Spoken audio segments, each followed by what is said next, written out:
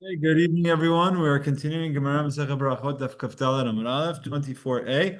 This is a very famous daf. There's a lot of important discussions here where it comes to topics of modesty and guarding your eyes and focusing and looking at things that are improper or not looking at things that are improper.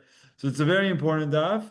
And there's a lot that comes out from here. Now, I will caveat by saying we can't go through everything. I think part of my goal for tonight is for us to learn the Gemara and so that you know where the source is.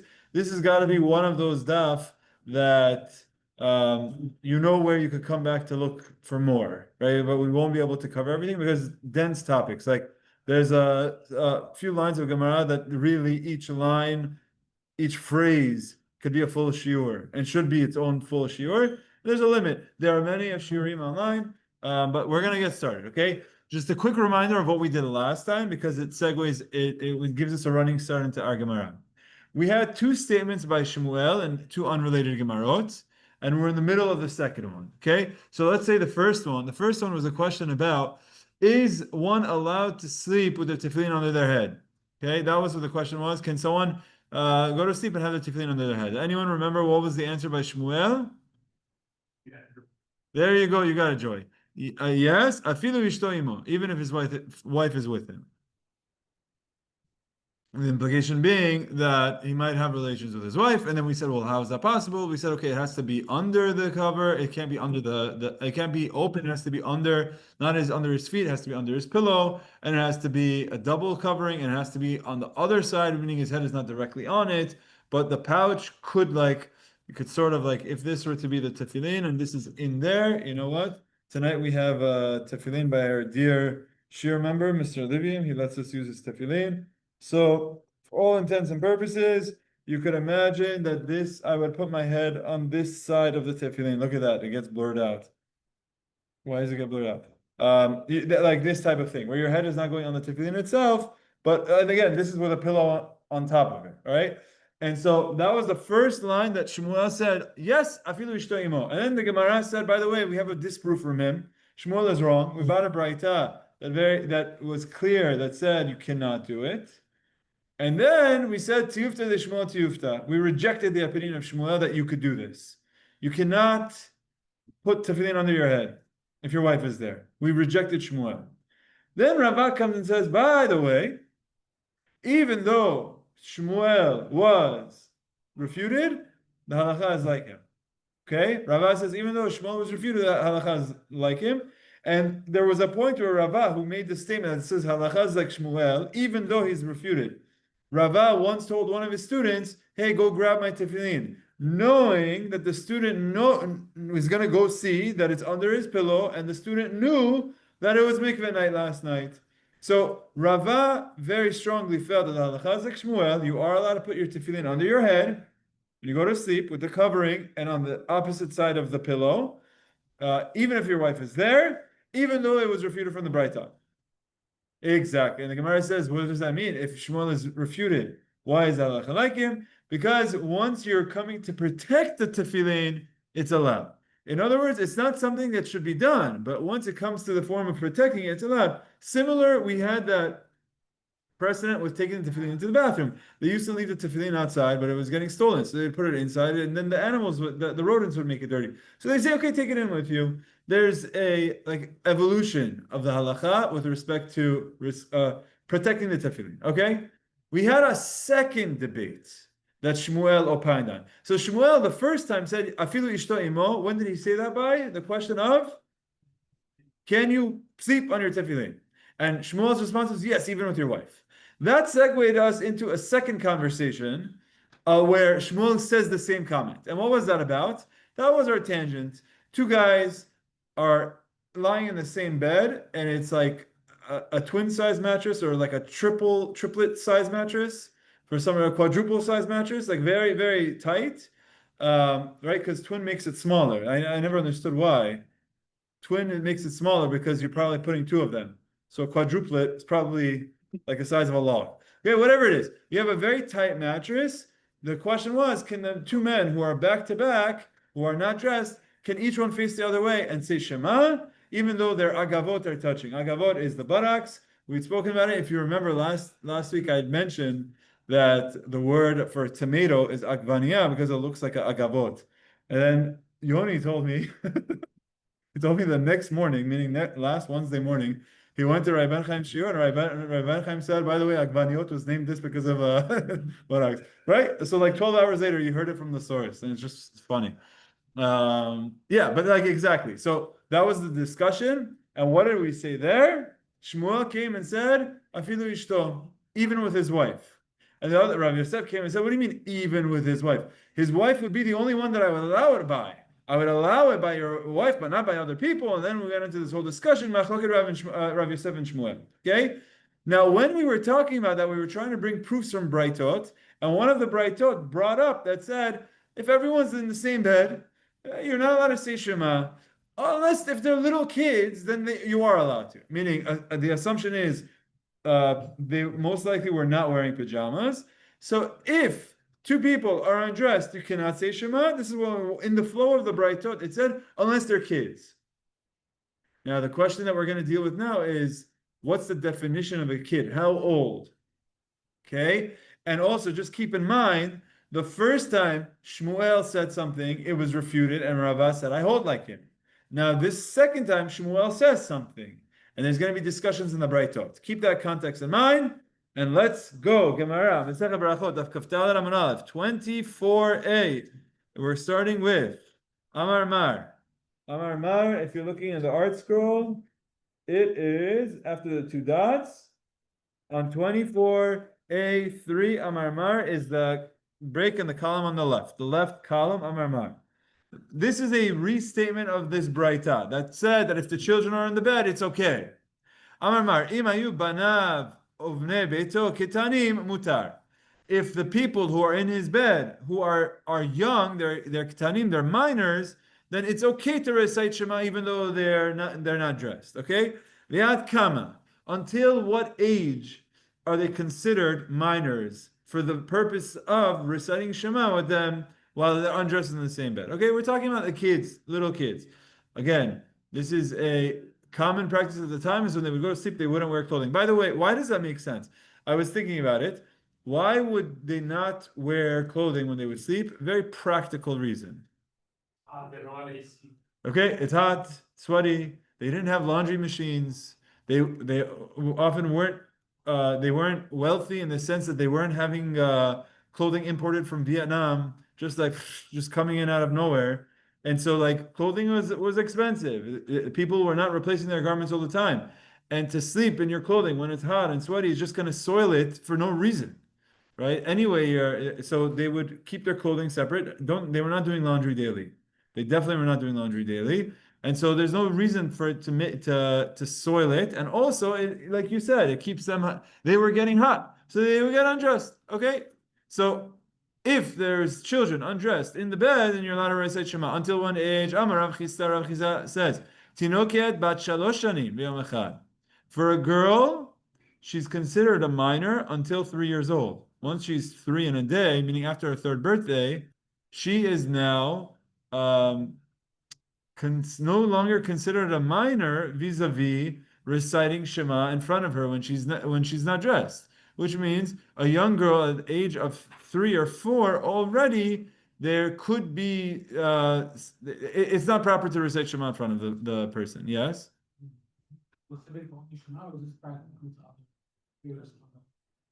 Excellent question. For now, we're going to keep this focus to Shema. This is transferable to other specific topics, right? It could be related to other topics.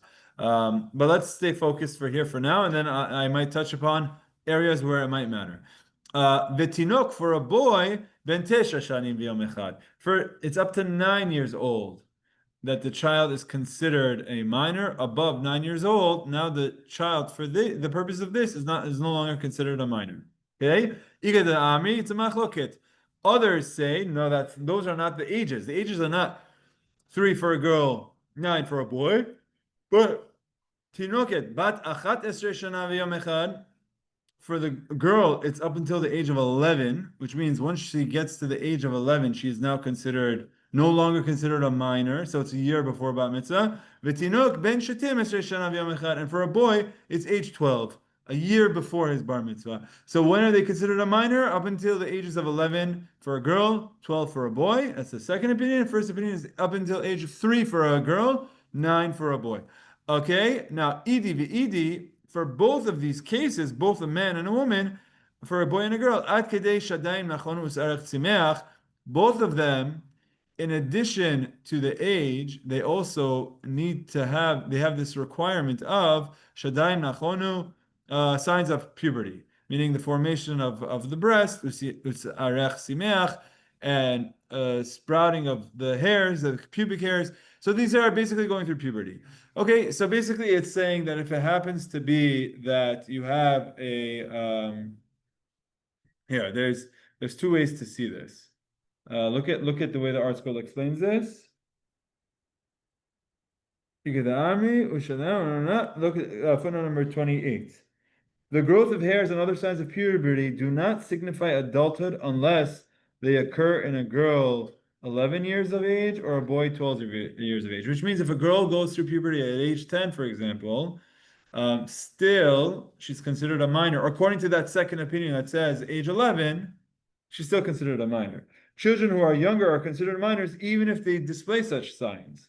On the other hand, once a girl turns 12 or a boy turns 13, they are automatically deemed adults even if they don't manifest any pubic development. Which means once the bar mitzvah, bat mitzvah age, then no matter what, they're considered adults. Okay, age 12 and 13, girls, boys, respectively. And if it's ages 11, if it's younger than 11 and 12, then even if they have the puberty signs, younger, it's also considered minor. The thing is like between that 1 year period for a girl between age 11 and 12, and for a boy 12 and 13, it's only an issue. It's only he's only considered an adult, if you will, if they have signs of puberty as well. Okay, so there's like different opinions here. We don't need to like to get too much into the details here. What are the applicabilities of these age or transferabilities of these age of boy and girl to other topics? We're not going to go into all of them, but I'll give you some examples. A question of, let's say, bathing, very good. So when is it proper, or let's say the forms of negiyah, right? Let's say, for example, someone is going to touch a man is not allowed to touch another woman of the opposite, or a woman is not allowed to touch a man, okay? Let's say, for example, it's your, I don't know, your cousin, okay? At what point do you say they're no longer a child, now they're adults? And if you say like, well, what's the big deal with a cousin? Well, cousins get married all the time. Look around. You're probably all products of cousins, some form or another. At least half of us are. But the idea is that so when does it start becoming an issue? It could be based on these same opinions. It could be 9 and 3 or 11 and 12. That's like one idea of like a transferability. I'm not giving you the halacha. I'm just saying how like this is where you have discussions. Other good. Let's keep going. Amalei Rav Kahana Rav Ashe. So Rav Kahana and Rav Ashe are having a discussion. Remember the first time when Shmuel said that even if your wife is with you, you're allowed to put the tefillin under your pillow. And the Baraita said you're not allowed to, but Rava said, yes, you are. I hold like Shmuel. And then the second time, Shmuel came and said that one is allowed to recite Shema in the same bed as his wife if they're facing the opposite ways, even though they're undressed. They're allowed to recite Shema. Shmuel says you're allowed to do that.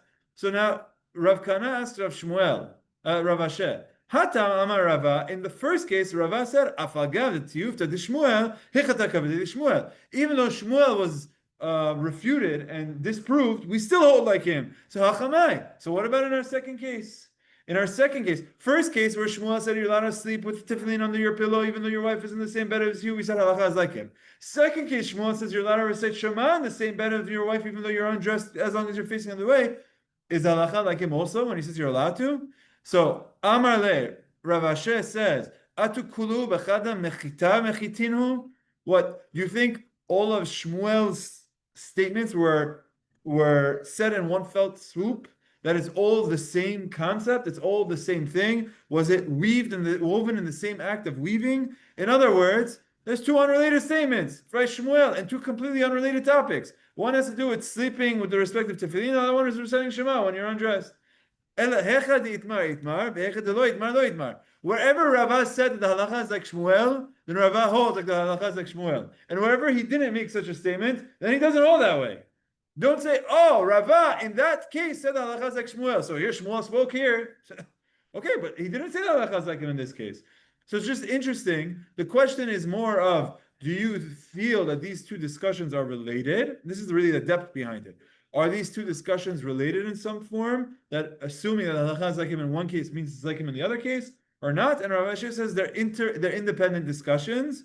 The first case, Rav Ashi halacha is like Shmuel, but not in the second case, so not necessarily. All right.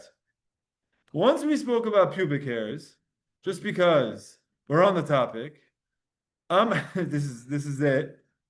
Amar Rav Mari Rav Papa. So Rav Mari asked Rav Papa. I really don't know what their fashion choices were back there, but Se'ar Yotzeh Bevigdo Mahu. Let's say there's a gentleman who his pubic hairs are somehow coming out of his clothing. I guess the most easy way to think about this is his fly is open, or better yet, his zipper broke. Okay, his zipper broke, and you don't see anything, but you see some pubic hairs. Okay, you don't see the actual private limb, but you see some pubic hairs. Now, can the guy himself say Shema? We're not talking about a guy who's standing there on the audience and performing for us. The guy himself is not allowed to say Shema if he's exposed. But in this situation, his hairs are exposed. Is he allowed to recite Shema? You got the question? Okay? So, is one allowed to recite Shema with exposed pubic hairs, assuming that the actual private area is covered? That's the question. Se'ar yotzeh bevigdo mahu. If the hair is coming out of his clothes, what's the rule? Kara ale. So he responded, Se'ar, it's just hair. You're oh, that's funny. Steinsaltz has like a pun here. You are splitting hairs and being pedantic over trivialities. That is okay. That's fun. There's no way our school wrote it that way. They didn't say you're splitting hair. You're saying like it's just hair. It's not such a big deal. It's not a private area, so you see some hair. You see hair here, you see hair there. The hair has nothing. There's nothing unique about the hair, so it's fine. Okay, so you learn from here that if it happens to be that your fly breaks and you were not wearing any underwear and you have some pubic hairs coming out, assuming again you're in private, you're still allowed to recite the Shema because your body, you're not exposed. It's just your hair, and hair is hair. Okay? Now, there's going to be other topics where we say, no, hair is not just hair. And that's what we're going into now. Ladies or gentlemen, this next few lines is the topic of tzniut. What are body parts that should be covered, that are supposed to be covered on a woman? I am sure that there are probably many girls' high schools or girls' seminaries that they study this subject in depth to go through the questions of, if you want to be tzniut and covered, are you supposed to cover up until your elbows? Are you allowed to wear t-shirts? Are you allowed to have upper arm exposed? What about the legs? Your knees exposed? Are you allowed to have above the knees? Or below the knees?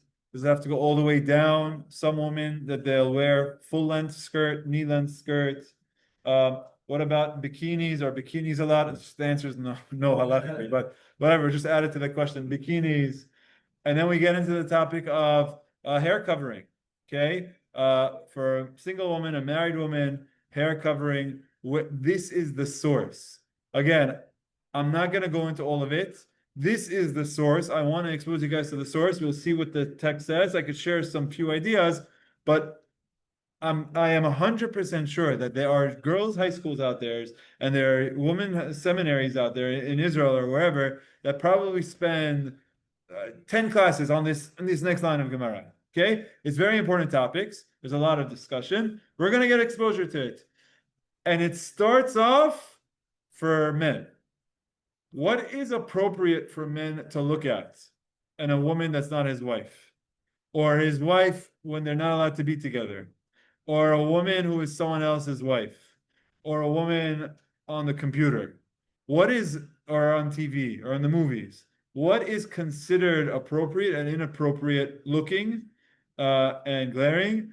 And just as this Gemara, as I said, is discussed in many girls' high schools, probably this immediate line of Gemara is going to be discussed in many boys' high schools because it's the topic of Shemirat Einayim, guarding your eyes.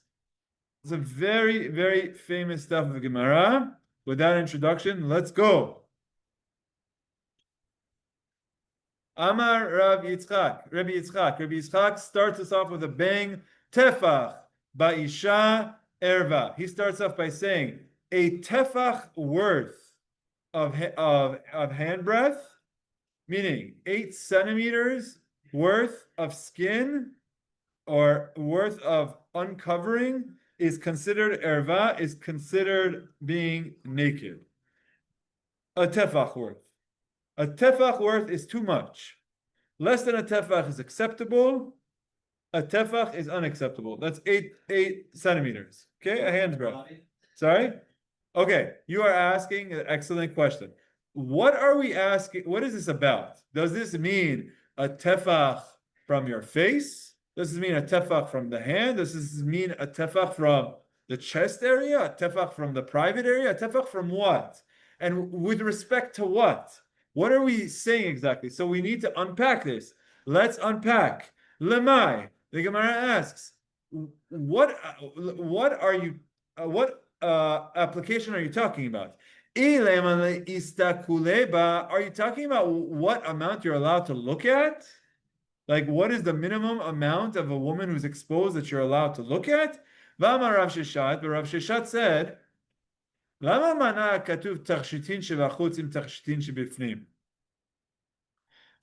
the men in the desert sinned with the women of Midian, they were seduced. The men were seduced by the women of Midian and they failed. So, you guys know what story I'm talking about? There was after Balak tried to curse the Jewish people and he failed. He hired Bilam to curse us. It didn't work. Bilam gave some advice to Balak and said, you have to get the men to do something wrong. If you get the men to do something wrong, then they'll no longer be invincible. Right now, I can't curse them. I can't hurt them because they're behaving. Get the men to misbehave, and then everything's going to fall apart. So what do? They hired the Midianite woman to go seduce the men. And the men, being men, failed. And these men were married men. They were family men. But what happened? There were women that came and they offered them a good time. And the Midrashim explained what they did. They came and they didn't go straight out. They came and they had like flea markets. They had shops. And they came and they said, you want to buy something? And the man said, yeah, I want to buy something. But meanwhile, he was just interested in continuing let me just follow her into the store or whatever it is. And so this is the beginning of seduction, where you start doing something that you have no interest in doing, have no interest in going into this flea market. But she said, come see what I have. So she went and she saw, and then they said, there's more. And then she came and she said, and if you want, I'll give you all of this for free, and I'll give you a good time for free as well. All I need you to do is to pray to this idol. And all of a sudden, the man who's seduced, and he's already in there, he's already in the back of the store, he's already thinking about these things.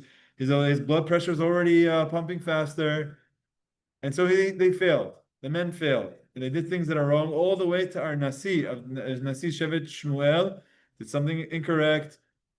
And because of that, there was a plague, and all of Am Yisrael, there was 24,000 men that were killed.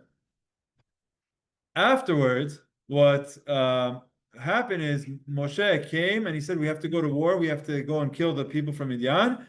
And what they did is they went and they killed they had a war. They waged war on these people that tried to hurt them. They killed Bilam, who was the mastermind behind this plan. And they also collected a lot of spoils of war. And included in the spoils of war was jewelry. Okay? And they took the jewelry from the woman, these women were using this jewelry to beautify themselves, to adorn themselves, to attract the men, to seduce the men. And they said, this jewelry, what we're going to do, since this caused us to sin, We're going to take it, we're going to melt it and give it to the Mishkan as a kapara. Take what we did to sin and say, no more, take it, give it to Hashem. Okay? You got that background? It's listing all of the types of jewelry that they had. And some of the jewelry that's listed is outer jewelry, like bracelets, earring, nose ring. But one of the types of jewelry listed was called the kumaz. What was the kumaz? The kumaz was some sort of jewelry that a woman would wear in her area, in her private area. It would maybe some sort of a body piercing, something. And the way that Rashi explains to us is that there was actually a function to it. Women would use it by putting it there so that somehow they wouldn't get pregnant. Okay, I don't know exactly what the process was, but what I do know, and what the Gemara is going to tell us, is that they would have some sort of body jewelry in the private area, as well as they would have jewelry on their bracelets, or on their nose, or on their ears, on their neck. So what happens is, let's look at the pasuk, and then we're going to see the Gemara. Rama, you came to a very famous Gemara tonight. Okay, sorry, you didn't hear my introduction. Famous Gemara. This Gemara is discussed in every boys' high school, every girls' high school, every seminary, every yeshiva. Everyone talks about it. Here's what happened. They go to war. Okay, here's the line. Beautiful line. I'll just start with line 49. Vayomeru al Moshe, all of the soldiers come back from war. They come to Moshe and they say, Avadecha nasu et rosh anshe hamilchama asher biadenu. We counted all of the men who came back from war. Velo nifkad mimenu ish, and not one man of us is missing. What a bracha. They went to war, they were successful, they won, and they didn't have even one casualty. Baruch Hashem, they had no casualties of war. Vanakrev et korban Adonai, and we are therefore bringing an offering to Hashem. Ish, every man, asher matzah, any man who has collected, kili zahav, any jewelry of gold, it's ada, any chains, tsamid, bracelets, tabat, rings, agil, earrings, kumaz. Kumaz is kan makom zima. Kumaz is referring to what I mentioned before, a jewelry that women would place in their private area. Lechaper al nafshotenu lifnei Adonai. We're bringing these as an atonement, as an offering. We're going to give all of this jewelry to Hashem because in the past, this jewelry enticed us to sin, and now we're taking it and giving it to Hashem. Okay? Now, let's see the Gemara. Let's go back. Give us a running start. Rabbi Yitzchak says, Tefach ba'isha Ervah. 1 handbreadth, 8 centimeters of a woman unclothed, seeing 1 tefach of a woman is now considered nakedness. Lemai. What are you, for what halacha? What does that mean, 1 tefach? For what? Are you saying that less than a tefach you're allowed to look at from a woman, but more than a tefach you're not allowed to? So if a woman's belly or private area is exposed less than a tefach, it's allowed? Is that what you're saying, to look? Rav Sheshat says, why does this pasuk list all of the jewelry, some of the jewelry being outer jewelry, some of it being inner jewelry? Lomar lach, to teach you. Anyone who looks at even the small finger of a woman, where there's a ring on, if you look at even the smallest finger of a woman, it's all equal. It's like looking at the same place where the kumaz is placed. Just as the kumaz is placed in a private area, and it's in the same line as the ring, the same line as the bracelet, to teach you that if a person is looking at a woman with the intent of having some sort of a benefit, whatever that means, by gazing at a woman, then it doesn't matter where and it doesn't matter how much. The most covered area is the same as the tip of your smallest finger. It's bakitana. It's all the same. Because if it's coming from a perspective of looking at someone who's forbidden to me, to get enjoyment, to get benefit, it doesn't matter where. It's all asur. Okay? Just because the FCC will allow it on TV, or it's allowed in the movies as long as you put some sort of a rating there, doesn't mean it's allowed from the Torah. The FCC doesn't decide halacha. like what the filters of Instagram will allow or TikTok will allow. I don't know if they have filters, but those things, whoever set that up, is not based on the Talmud. What is permitted for a man to look at on a woman who's forbidden to him? The answer is nothing. If he's doing it out of enjoyment, nothing. This does not mean you're not allowed to look at a woman. I'm talking about for benefit. Okay, so this doesn't mean that you have to walk around like this. But it means that if you're glaring and glancing at a married woman who's not your wife, even at her face is a problem. If you're looking at the most gorgeous woman in the world and you're staring at her face, and there's a woman who's forbidden to you, and you're doing it because you love looking at her, that's a problem, and it's forbidden. Okay, I see some questions. Yes.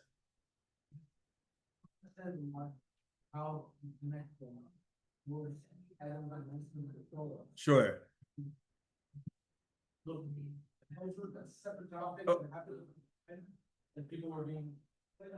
Okay, very good. So Rav Sheshat, what Rav Sheshat's drasha is that okay, look, this is a lot of money. All of the gold and all of the jewelry that they've collected, every single man gave it all away. That's a lot. Okay? Now, if you're going to say, well, this gold and jewelry is something that we sinned with before. So he says, so give the inner ones. Give the one that's in the area of sin. Give the one that's in the area of a private area. Why do you have to take the ring? You could take the ring and you could make money with that. You could melt it down and you could use it for yourself. A bracelet. What's wrong with a bracelet? There's nothing wrong with looking at a bracelet, looking at a ring, looking at an earring. Take the earrings for yourself. Why is all of the earrings being given to the korban as to the Beit HaMikdash as a kapara, or all of the bracelets, or all the necklaces? No, but they didn't say that. They said l'chaper nafshotenu. It's to be an atonement for our sins, which means that these are somehow attached to the sins that we did in the past. And this is what they're saying, because remember the progression. When they look at the woman, the woman didn't come out undressed, they came out dressed, but they looked beautiful. And the men were enticed, and they were interested. And the woman said, come over here. So they did, because they were attracted, and they wanted to continue looking at her, dressed. And then they wanted to continue looking at her, then all of a sudden something opened. And then they wanted to continue looking at her until the end. And what he's saying is that the first look was also a sin. Don't think that it was just the last look that was a sin. Even the first look is a sin. And this is the Rambam quotes this pasuk to say that looking at a woman who is forbidden to you for benefit and enjoyment is asur, whether it's X-rated or whether it's P-rated or whatever, baby-rated. It's all asur if it's looking at a woman who's forbidden to you for the benefit of for enjoyment. And this is the way their equation is. Because if so, they only have to bring the kumaz. Why do they have to bring everything else? The answer is because all of it was involved with sin. Of the woman, all of it was involved with the sin. The initial look at her face, with the earrings, with the bracelet, that initial look was a sin. Because it was for the intention of doing something bad. And it caused for the ultimate sin. Yes? You're saying that there was never even relations and it was spontaneous to sin? That is not what I'm saying at all. But there was relations? Yes. Oh, but the jewelry and the look got them into more actions. Correct. So one step leads to the next. Correct. The first look in and of itself was a sin. It's not to say that there were no relations. They did have relations. What I'm saying is that the staring is a sin as well. Is it the same level? The staring is as bad as the relations? Let's read what he said again, because you're jumping into things that I didn't say and he didn't say. Lomar lacha, to teach you. Anyone who looks at the small finger of a woman, which is telling you the least attractive, smallest thing, it's the same as looking at the private area. He's not equating this to having relations. He's not saying that if you look, you had relations, or that they never had relations. He's saying that there's no concept of there are certain zones that are allowed and certain zones that are not allowed when it comes to looking. Looking at someone that you're not allowed to be with is all asur.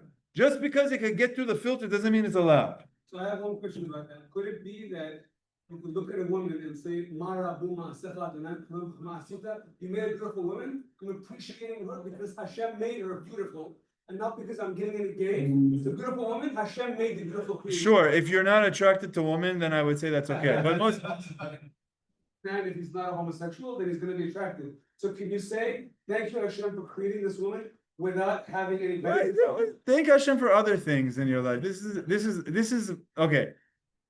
Maybe you're technically correct. Like, wow, she's gorgeous. Oh, Hashem, your creations are amazing. Okay, Honest, but this is how you decide. There are other ways to thank Hashem, and most likely someone who engages in looking at people. Now, there's a lot of discussions in this. If, let's say, for example, someone is an elderly figure, someone is 90 years old and is talking about with his granddaughter and their friends, and he looks at them and he hears this. Okay, we're not talking about that.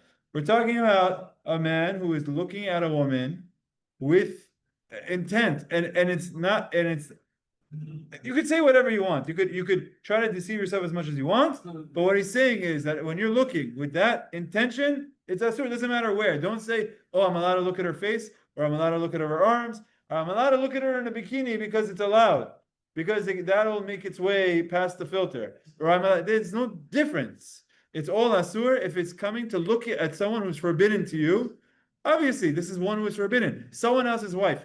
What business do you have checking out another man's wife? What business do you have looking at you? And then I'm going to look at someone else's wife and make a bracha to Hashem. No, thank you. You just focus on your own thing. That's not what Ribono Shel Olam needs in that case. Besides for the fact that it could lead to sin, in and of itself, it's a problem. That's not something that someone should be doing. Yes. So it's specifying who's forbidden to. Correct. This question would be, what if like you're a single guy and you're with a date? Yes. Like, where does that fall into? Okay, very good. Okay, so now this goes into my dating shiur. His question is, as I keep qualifying the statement, is that this all applies to a woman who's forbidden to you. In other words, with one's wife, it's okay to look at his wife with enjoyment, to look for enjoyment. It's okay. But there are times when even one's wife is forbidden to him. For example, a nidah. And most single girls, if not all, are considered nidot because they're not going to the mikveh. So really so a man can't say, oh, let me go look at a bunch of 16-year-olds at the beach, and now it's allowed. Firstly, you might get thrown into prison.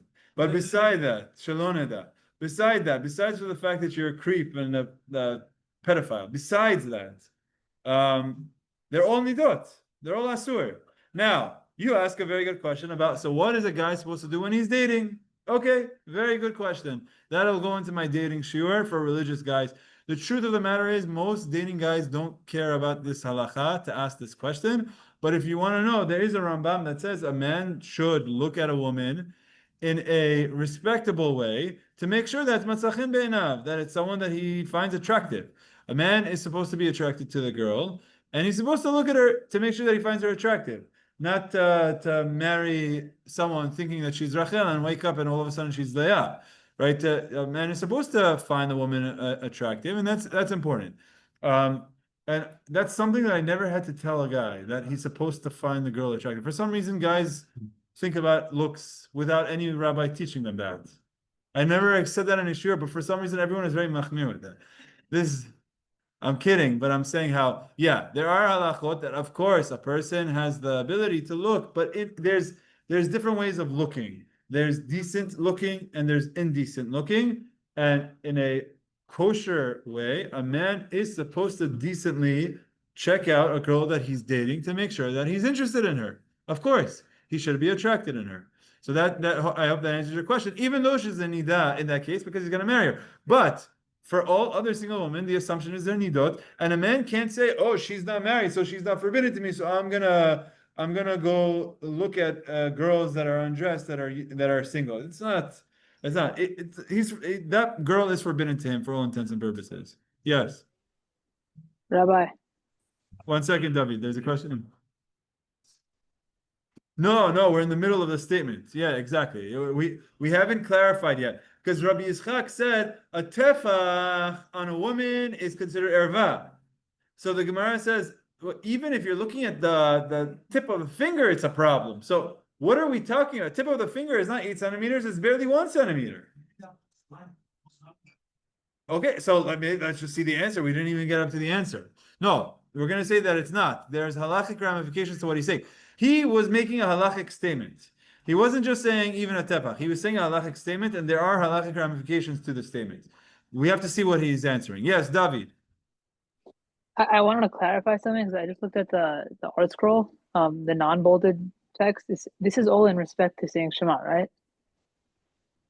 I didn't even. So that's what I'm saying. We're still in the question. We didn't. Oh, okay. We didn't do the answer. Okay. So far, all we had is a vague statement by Rabbi Yitzchak, where he says a tefach, which is 8 centimeters worth, on a woman is considered nakedness. It's considered ervah. What does that mean? The Gemara is trying to understand. It says, does it mean that only if a woman is exposed up to a tefach, then he's not allowed to look at her? But he's not even allowed to look at something that's even less than that, even from an area that's normally uncovered. So what exactly is he saying? So you said Shema. No, we didn't give the answer yet. We're going to get up to that in a moment. Okay, another question. Let's get the answer. Here we go. The Gemara answers, Ela be'ishto v'lekriyat Shema. It's talking about when Rabbi Yitzchak says a tefach on a woman is considered ervah. It's not talking about a man looking at a woman who's forbidden to him. Because if it's a woman who's forbidden to him, he's not allowed to look at even a millimeter, a pinky. So it's talking about a woman that he is allowed to look at, i.e. his wife, and can he recite Shema in front of her when she is exposed? If a woman is now, a man and a woman are together in their own home, and she is uncovered in a way that she should be covered, whatever that is, let's say from the thigh, the upper thigh, there's a certain amount exposed. Is he allowed to recite Shema? So that's what Rabbi Yitzchak is saying. It depends.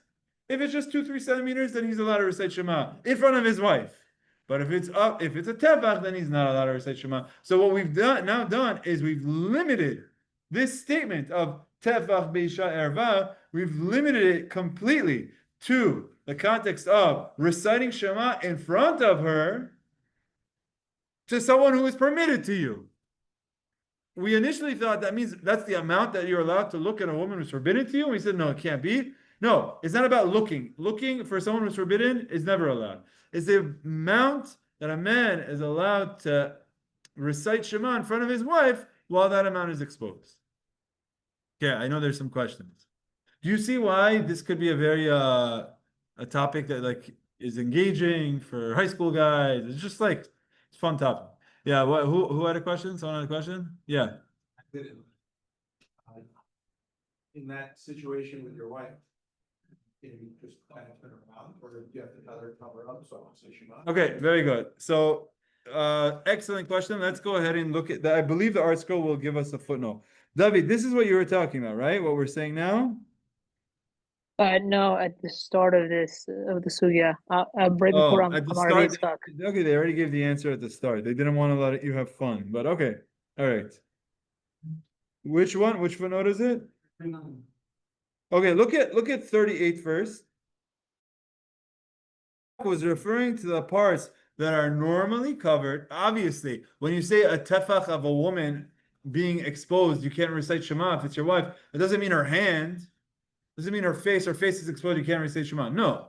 It's areas that are supposed to be covered for a woman, which we have not defined, but areas that are supposed to be covered, if it's exposed for a man exposed with his wife,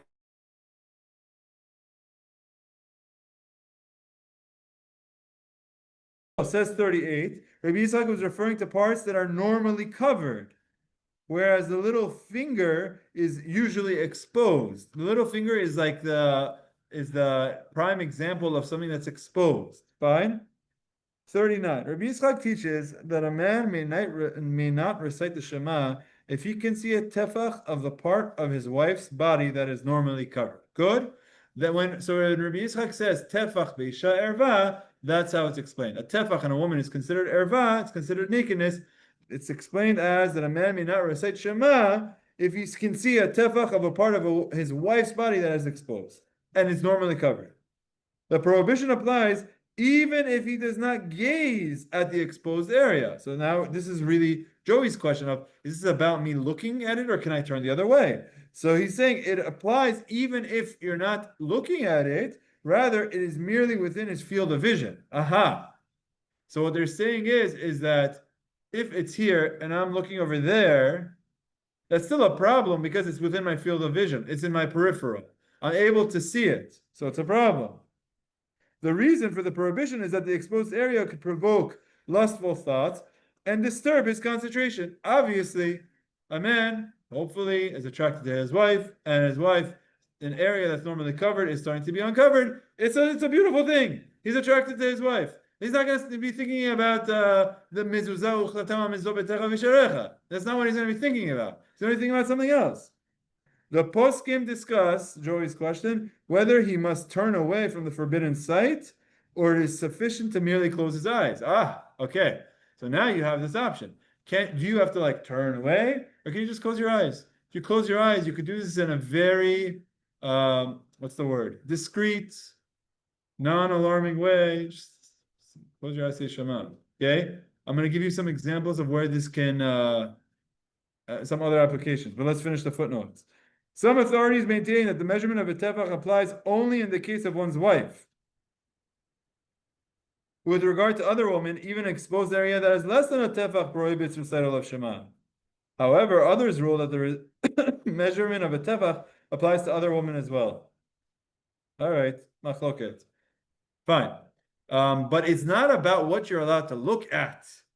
It's about whether you're allowed to recite Shema there. Okay? These laws of Shema apply to other tefillot as well. Where is this very common? Okay, I'll give you an example. This could come up in many places. There's a common question of what a rabbi is supposed to do at a chuppah, where the people under the chuppah forgot their sleeves at home. Forgot the sleeves and half of the dress at home. Okay? Sometimes, there's a lot of expenses with the wedding and you have to cut somewhere. So just cut with the fabric, literally. So, what? Yeah, benefit of the doubt. Okay, there's a lot of expenses. Okay, or sometimes I'm probably offending someone. I'm sorry. I probably shouldn't, but it's okay. They'll wear like a shawl that does absolutely nothing. Sometimes these shawls are somehow it actually exposes more somehow. Okay. Regardless, my point is that this could imagine there's a rabbi under the chuppah. Has saying kiddushin, saying barachot, saying all of these things, and there are women that are exposed. Look, I've been trained by my rabbi, and the thing is like we're not interested in causing a commotion. We're not interested in doing any of these things, especially under the chuppah, especially at someone's wedding. This is not something. Okay, but this is where you have a very good question of, is closing your eyes sufficient, or do you have to turn the other way? Because imagine being the rabbi at a chuppah and trying to turn the other way. What that means is groom, bride, rabbi. Okay? Okay, it's the same question. It's the same question of can you, well, I guess you're staring at the floor, closing your eyes. These are all important things that honestly, I'm not interested in telling you my secrets. I'm not going to tell you what I have to do.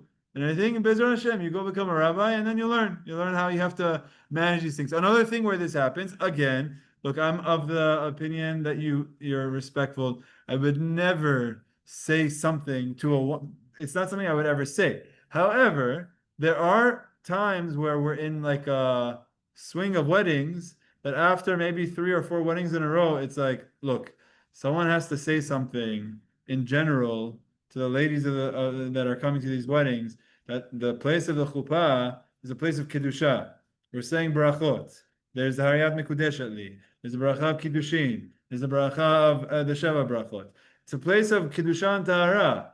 You could wear whatever you want, but for the chuppah, there should be covered. So this is where you'll see ladies wear the shawls to cover themselves, which is good practice. If someone is going to be exposed, because for whatever reason, for the chuppah, it should be, and I'm not saying this as a joke, I'm saying this as like a public PSA, a public, what's it called? Public service announcement?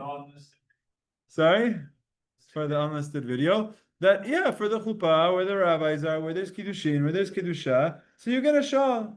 You get something very nice. It could be the same color as the rest of your dress. It could be the same fabric. The fabric that you cut off from the top. You could use that to cover yourself. I know, but they'll do it. Most brides, old brides do it. Most of the family members, they all do it. It's just a matter. Sometimes the shawl is see-through, so it's like almost it doesn't really help. But they all know. But this is something to keep in mind. Another time it happens.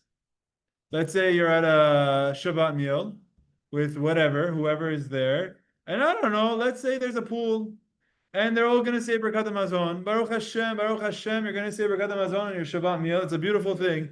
Everyone was saying Berachot Hamazon. But let's say there's someone there that's ready to jump into the pool. That's not fully dressed. Can you recite Berachot Hamazon in front of them? Right? So never to make a scene, never to embarrass anyone, never to look. But the question is, what is sufficient? Is it sufficient to just close your eyes, or should you maybe turn the other way? One trick that I've seen, I'll tell you a trick. When it comes to Berachot Hamazon, there's something very easy. You know what it is? Anyone know what it is? You could stick your head in the book, but that's a little bit odd. What? You could look at the Berachot, but still. Okay, like this. Okay, you see what I'm doing? You cover your face with the Berachot. You just hold it like this and say Berachot Hamazon. No one's going to think twice that you're doing anything. You're not disrespecting anyone.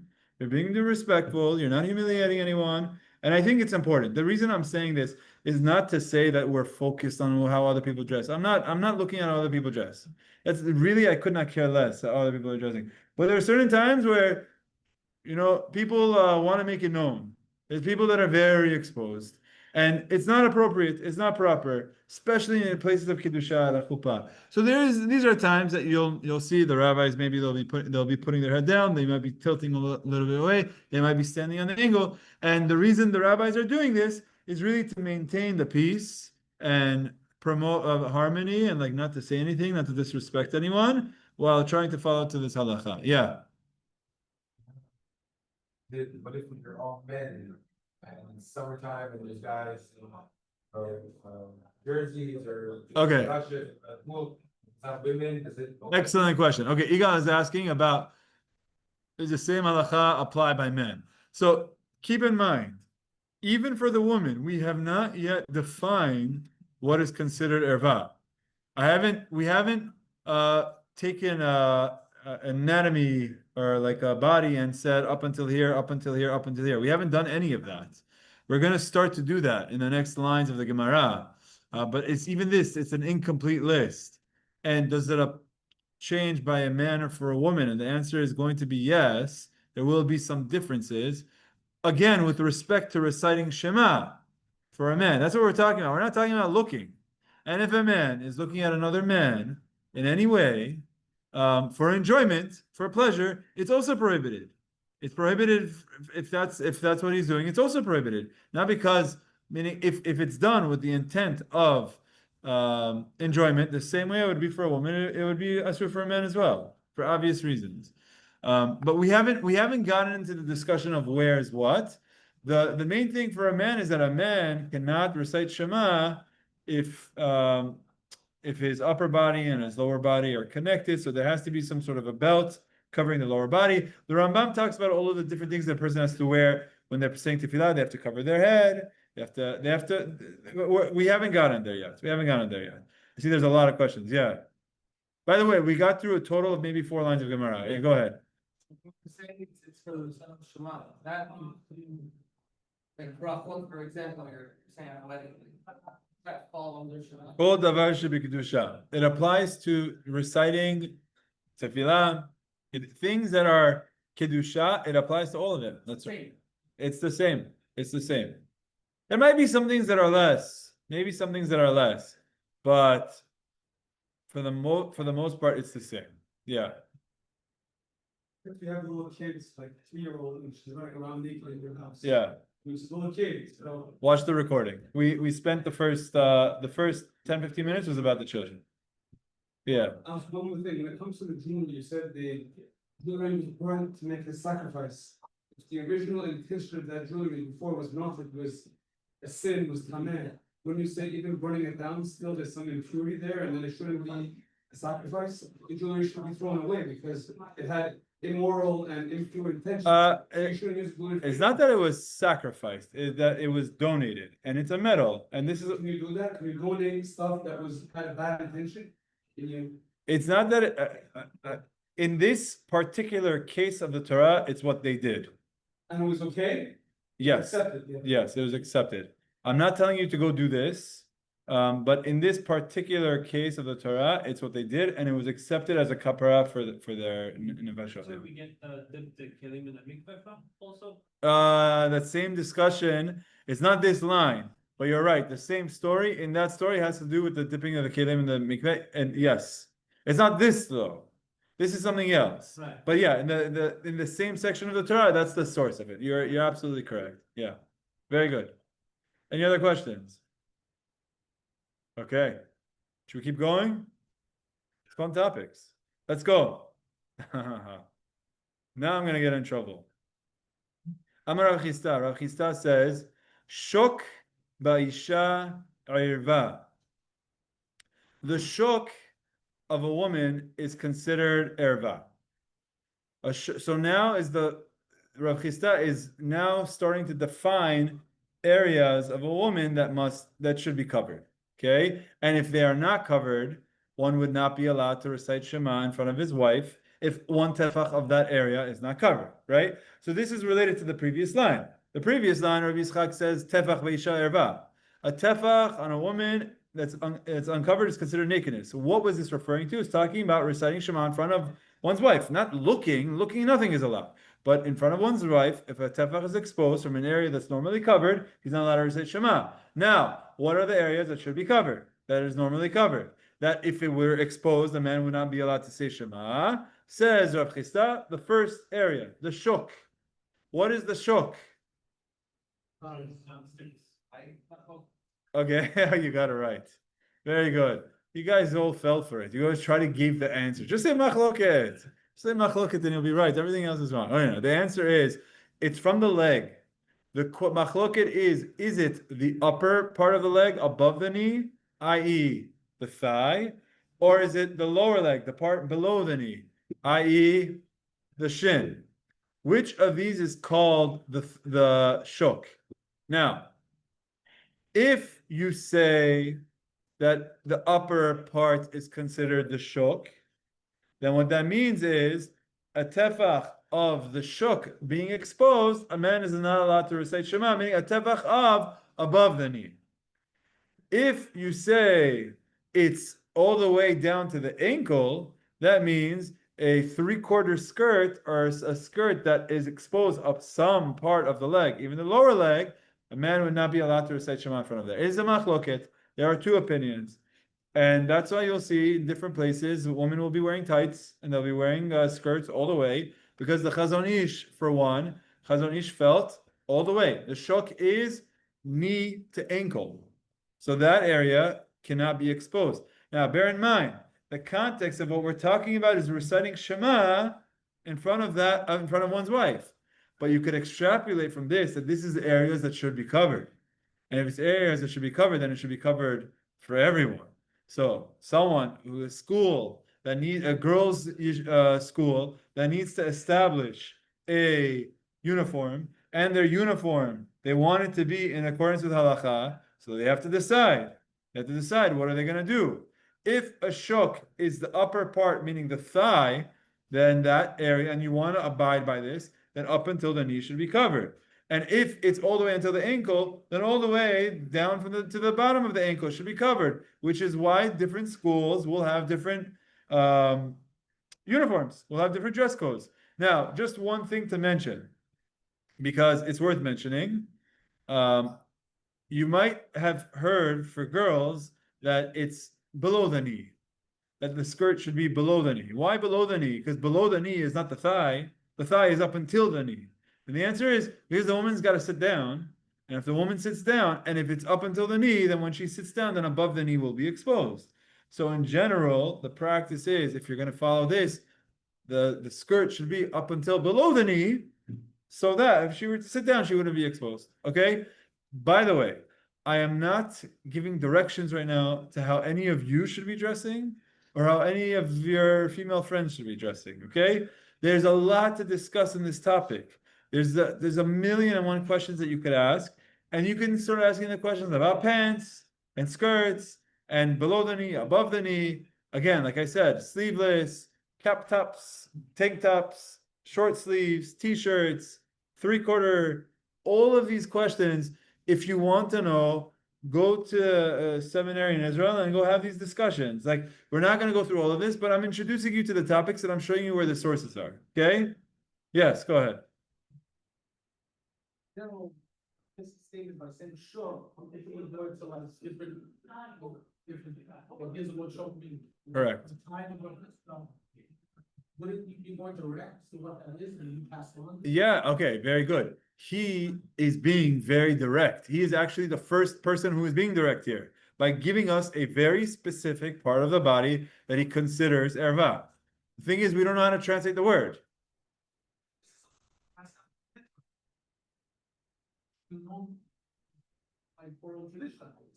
Yeah, okay. So you're asking a very strong question of why is there a machloket?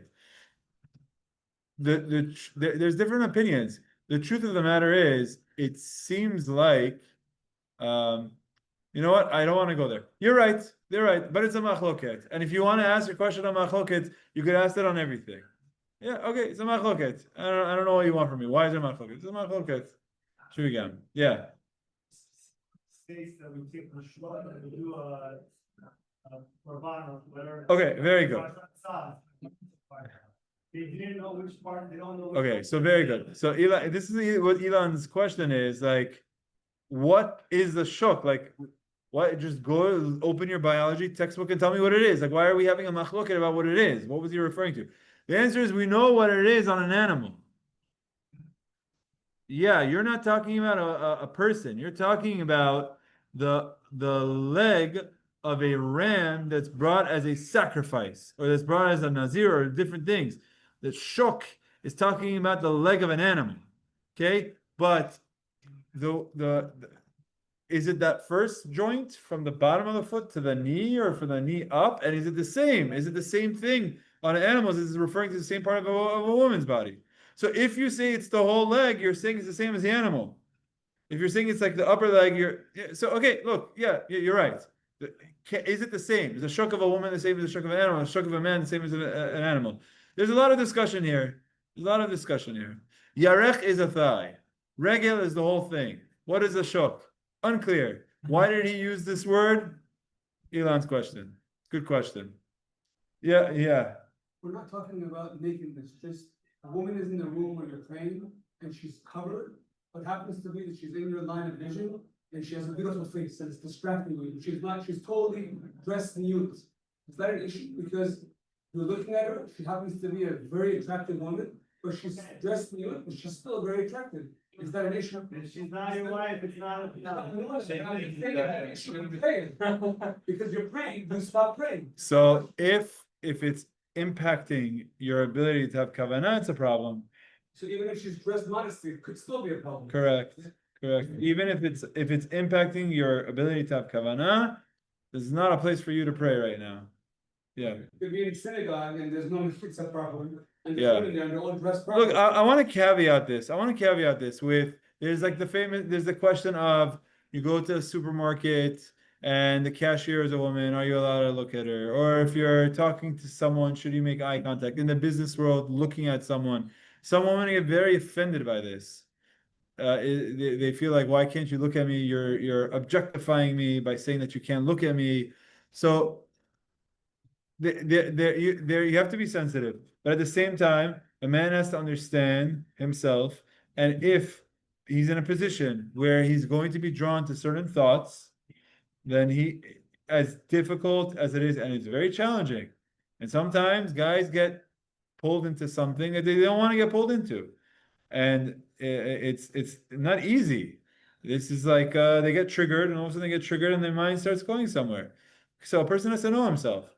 If by looking at a woman's face, he knows he's going to get triggered, and he's going to start having certain thoughts, and he's going to start thinking about certain things, and he's going to want to start doing certain things.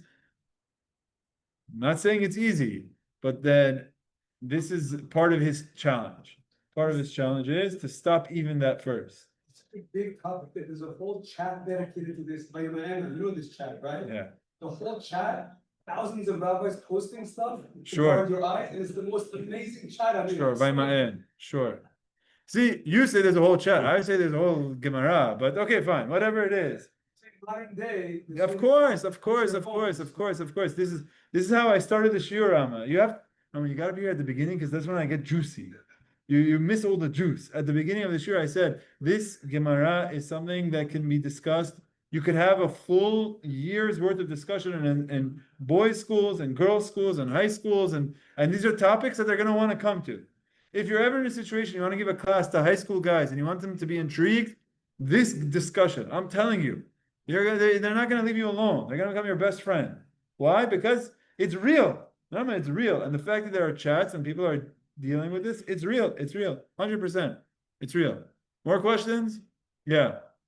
So, earlier was talking about how, like, it's talking about the way a woman is normally exposed, which 2,000 years ago might have been one Right. I'm not saying, I'm not condoning the way. Very good. Nowadays, but nowadays it's women wear like shorts. Excellent question. Very good. So Andrew is asking a very important question. We didn't even get through the list yet. There's a list of areas or activities that are going to be called Ervah. The first one that we saw on this list is shok, which we're translating as either thigh or leg, full leg. Okay. Now, Andrew's question is, does the society change this in any way? For example, if in this region everyone does walk around in a certain thing and it is exposed, does that change things? Practically speaking, this discussion comes up a lot. It comes up a lot.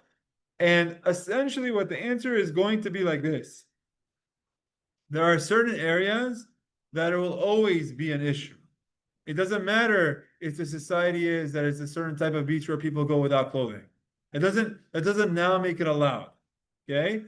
But there are certain areas that for sure will matter on the society. Because in a certain society, it's completely normal. Again, just to add this to the topic, the discussion of open-toe shoes. There are certain areas where women will not. There's certain women that all women are wearing flip-flops or whatever it is. So in certain areas, that could be considered a covered area. In certain areas, it's not.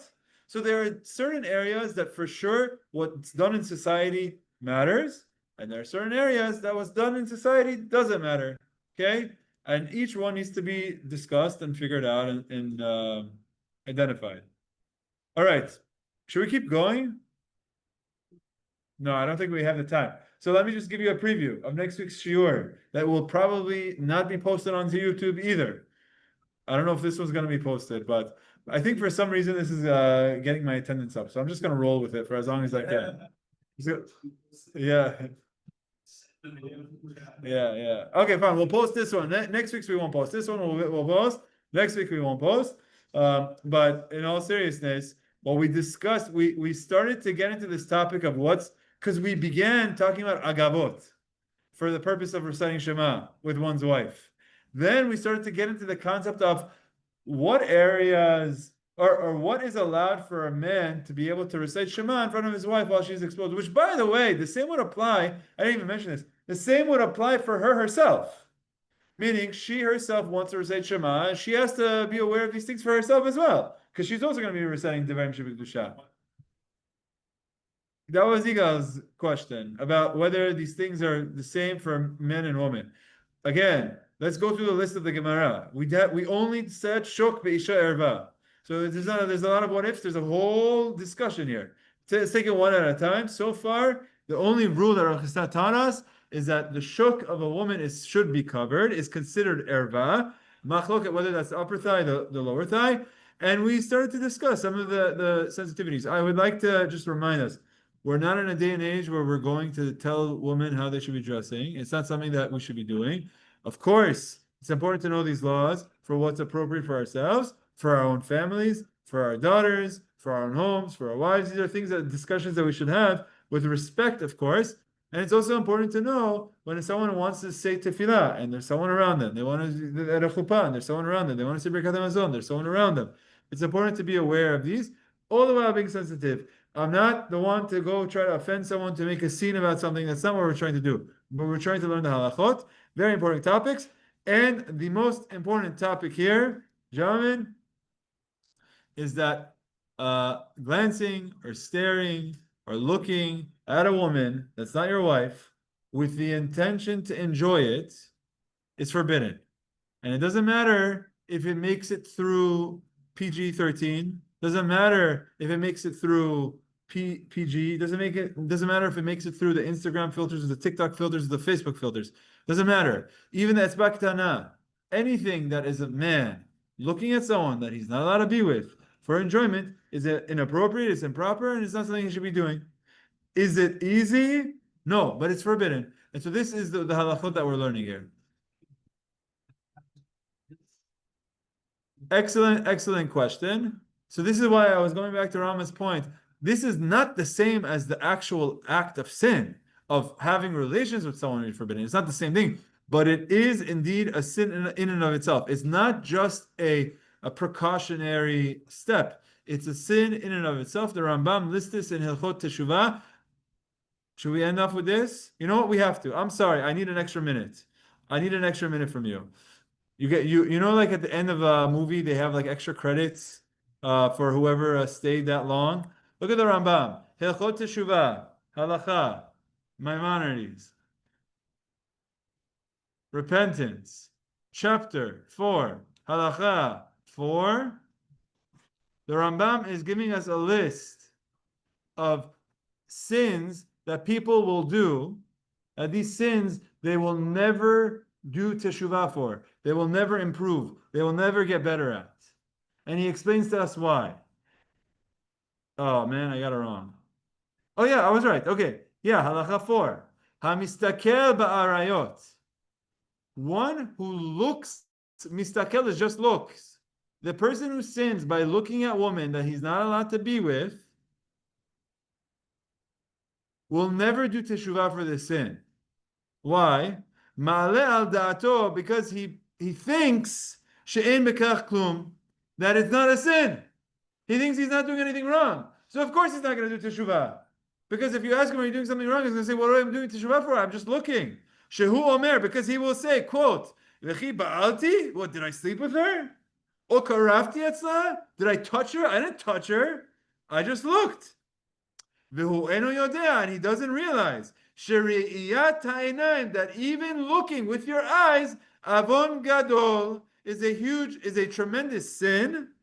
Shehi goramet lekufan shel arayot, that also causes to the next step of sin. But he's saying very clearly, it's a sin in and of itself. And he's saying very clearly that someone who does this is not going to do teshuvah, because he will think it's not a sin. And he will say, I didn't touch her. I didn't sleep with her. At least we know now to do teshuvah for it. Yeah, there you go. And now we'll do teshuvah. Why not?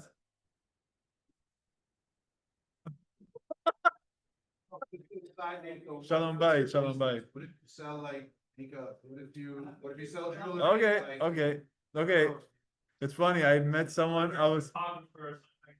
Jewelry model. That's it. Yeah. Okay. All right. Okay. Shiriam, what do you want me to say? I didn't pick your profession. You did. What do you... No, I'll tell you like this. It was very funny. I was with Rabbi Mikey Levy a few weeks ago. We were somewhere. We met someone, and he said he's in the jewelry business. And Rabbi Mikey said, "Oh, I'm in the diamonds business." He's like, "No, I'm not in the diamonds business. I'm in the body jewelry business." And he's like, "What does body jewelry mean? Like earrings?" He's like, "No, body jewelry." I'm like, "Oh, okay. Kumaz, there you go. This is the guy. You want to know what Kumaz is? Call this guy. He's the Kumaz guy." It's just very interesting that, like, I was thinking about this Gemara, and then I met someone who does body jewelry, not earrings, body jewelry. Okay, that's Kumaz. That's what it is. So yeah, okay, it's a good question. I would like to make your question. So just for the recording, the question was, what if it's your job to be a guy who is a photographer, the guy is a photographer and he's doing a photographer for banana Victoria something, right? Whatever it is, his job is to be a photographer for a woman in lingerie. So you tell me, is just because you get paid from them, is it now allowed? I don't know what to say about that, but I will say that there is a situation where Chachamim say it's okay, and that is for a doctor. Let's say you're a doctor, you're an OBGYN. You're an OBGYN, and part of that process is you're going to see a woman exposed. You should not deliver a baby with your eyes closed or while you're facing when you're trying to catch it behind your back, right? Face the other way. You would not be a good OB. Okay, and there are plenty of doctors that are religious men that will see a woman, and not just the OB, but it could be anything. It could be any type of a doctor. A surgeon, yeah, a plastic, right. So the answer is, look, if you're doing something that's for a profession of helping medically, there are permissions.